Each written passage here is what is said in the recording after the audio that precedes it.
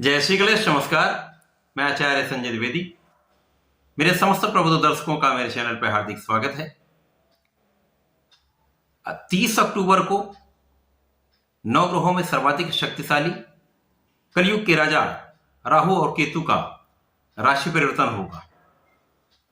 अब क्योंकि ये एक बड़ा परिवर्तन है, 18 माह के लिए ये परिवर्तन होने जा रहा है जो समस्त राशियों को प्रभावित करने वाला है। आज मैं केतु के इस महापरिवर्तन प्रभाव को लेकर आपके सम्मुख उपस्थित हूं। 18 माह का विशेष विश्लेषण आपके समक्ष मैं प्रस्तुत करने वाला हूं। 18 माह के इस विशेष समय में समस्त राशियों पर राहु केतु का प्रभाव पड़ेगा, जो अलग अलग प्रकार से इनको अलग अलग परिणामों की प्राप्ति कराने वाले हैं। क्योंकि 9 ग्रहों में सर्वाधिक क्रोधी, सर्वाधिक क्रूर, सर्वाधिक नकारात्मक तथा विषाक्त ग्रह राहु केतु। परंतु शास्त्रों में ऐसा भी कहा गया है, यदि ये एक अच्छी अवस्था में है, अच्छे भाव में है, अच्छी स्थिति में होकर ये सर्वाधिक लाभ भी देते हैं, अति शीघ्र धनवान बना देते हैं, सामर्थ्यवान बलवान बना देते हैं, जीवन में सब सुखों की प्राप्ति करा देते हैं, सर्वोच्च लाभ देते हैं। आज मैं मकर राशि के लिए केतु के राशि परिवर्तन का क्या प्रभाव मिलने वाला है, किस प्रकार से कौन सा भाव प्रबल होगा, कहां कितना लाभ ले पाएंगे, कहां पर समस्या आ सकती है, उसका क्या निराकरण है, संपूर्ण विश्लेषण मैं पूर्ण तर्क के साथ करने जा रहा हूं। प्रिय दर्शकों, यह राशिफल आपके चंद्र राशि पर आधारित है, अर्थात जन्म कुंडली में यदि 10 नंबर में चंद्रमा विराजमान है, इसका अर्थ यह आपकी मकर राशि। परंतु ये एक लंबा परिवर्तन है, 18 माह का परिवर्तन है, तो जिन जातकों का मकर लग्न है उनको भी राशिफल अवश्य देखना चाहिए। मकर राशि शनिदेव की राशि है। सर्वप्रथम तो यह देखना अत्यंत आवश्यक है कि इस विशेष समय में लग्नेश कहां पर होंगे, क्योंकि लग्नेश का गोचर भी लंबी अवधि के लिए होता है। शनिदेव 2.5 वर्ष के लिए किसी राशि में गोचर करते हैं। वर्तमान समय में कुंभ राशि में अति प्रबल अवस्था में शश नामक राजयोग है, तो निश्चित रूप से लग्न अत्यंत प्रबल है। इसके पश्चात केतु का जो गोचर होने वाला है वो मकर राशि के लिए 9वें भाव में होने वाला है। अब 9वां भाव क्या है? 9वां भाव धर्म का भाव है, भाग्य का भाव है। तो केतु का गोचर यहां पर होगा तो निश्चित रूप से कुछ विशेष परिवर्तन होंगे, जीवन में बदलाव आएगा, कुछ लाभ मिलेंगे, परंतु कहीं ना कहीं कुछ जो इनके मूल स्वभाव के कारण जो समस्याएं होती हैं वो भी होंगी।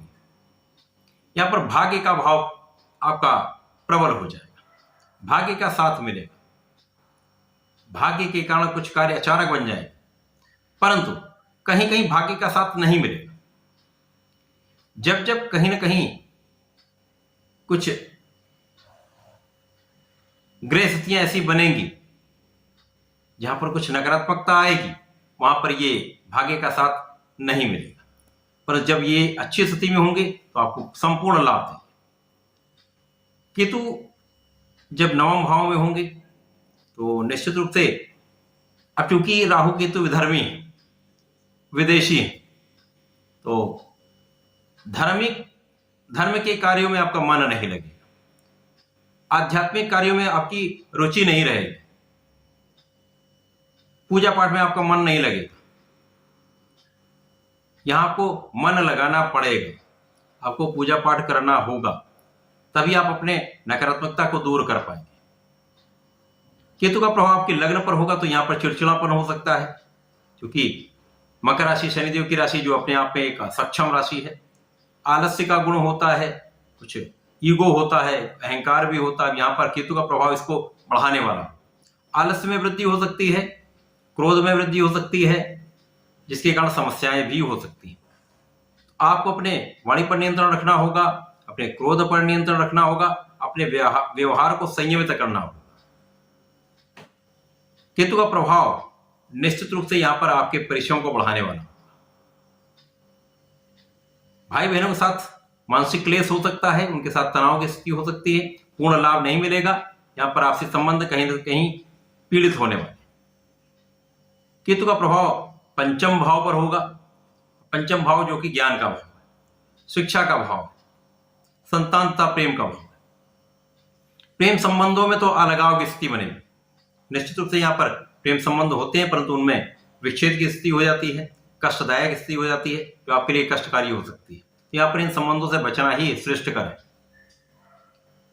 शिक्षा में आपकी उन्नति होगी, प्रभाव बढ़ेगा, शिक्षा में प्रगति करेंगे, परंतु कहीं ना कहीं मन की जो भूमिका है, यहाँ पर मन आपका जो है विचलित होता रहेगा। मन के विचलन से आपको बचना होगा, मन को एकाग्र करना होगा, कंसंट्रेशन बढ़ाना होगा, अपने आत्मबल को आपको प्रबल करना होगा।